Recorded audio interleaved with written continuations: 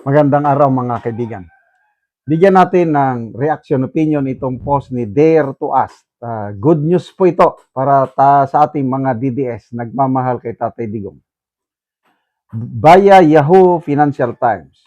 Donald J. Trump, US President, wants Russia and China to team up against war crimes court at the International Criminal Court. This comes after the president's trip to China from May 13 to 15. Trump traveled to China for the first time in almost a decade to have talks on various matters, including trade, nuclear power, the US-Iran war, and more. According to a recent report by the Financial Times, US President Donald Trump has allegedly asked China and Russia to help him fight against the power of the Wire Crimes Court at the International Criminal Court. So, nako, sabi ni, ito ng comment, opinion ni Dare to Us. Nako, US, China, Russia, nagtulungan na, baka magalit sa inyo si Bongbong Marcos niyan. Saan pa niya i-deliver for free ang mga Pilipino who happen to be his political enemies? Grabe pa naman ang effort of whole of government approach. DOJ, DILG, NBI, PNP. Yan, nagsama na yan. Dati, hindi sila nagkakasundo. Kaya lang, ngayon, iisa na lang ang tono nila. Aristohin si Bato at all cost. Paano pa papalakpakan ng mga pink lawans, dilawans, pulahan, and Joma Season Club si BBM kung gagawin nyo sa ICC? Inutil yata ang judiciary, kaya ICC ang pag-asa. So, ako natuwa ko with this post. Sana totoo ano. Birin mo yan, mag-team up yung big three. Di ba? O minsan nagkakabanggaan itong tatlo. Ngayon, mayroon silang common enemy. Ang ICC. Yang ICC na yan, inisyuhan nila ng warrant of arrest si President Putin. Oh, natural. Lalaban ang Russia versus ICC. Oh. Ang Prime Minister ng Israel, very close friend ng US. Inisyuhan din ng warrant of arrest. Kaya galit ang US, ICC. Ito na naman China. Oh, ang ganda. Gumaganda ang relasyon niya with the US. Of course, kaibigan niya ang Russia. Pero yan, magtulungan yung big three, mga superpowers against ICC. Wow! Mayroon tayong aasahan.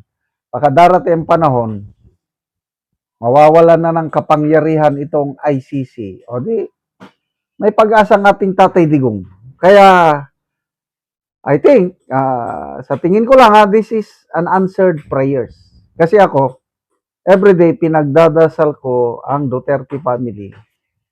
Kasama na si Tatay Digong na makomfort siya doon dahil napakahirap po ang kalagayan ng ating Tatay Digong.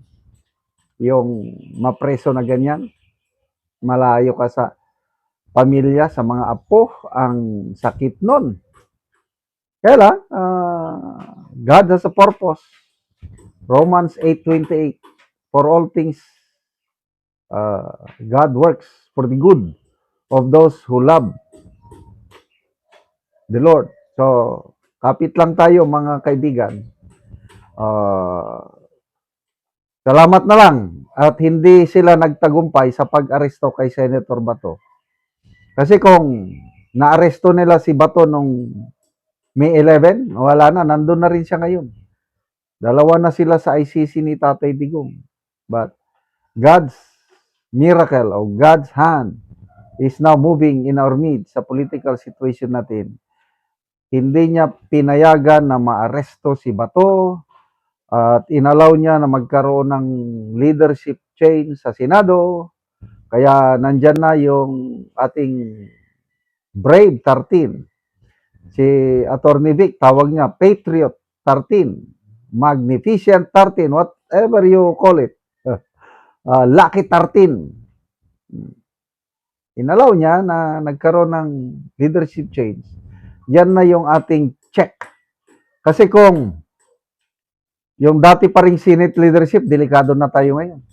Nakakatakot yung plano nila na siniwalat ni Senator Amy. Magkakaroon ng charter change. Mag-uusap lang yung dalawang kapulungan. Constituent Assembly, i-amend na nila ang konstitusyon. Wow!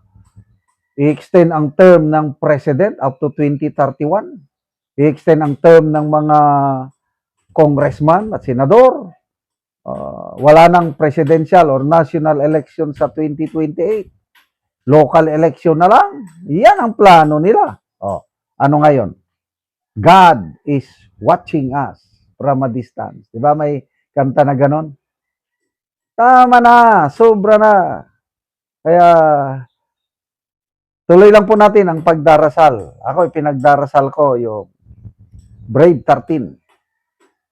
Leadership ni Senator Cayetano na God will give him his wisdom as he led the Senate. And of course, protection kay Senator Bato.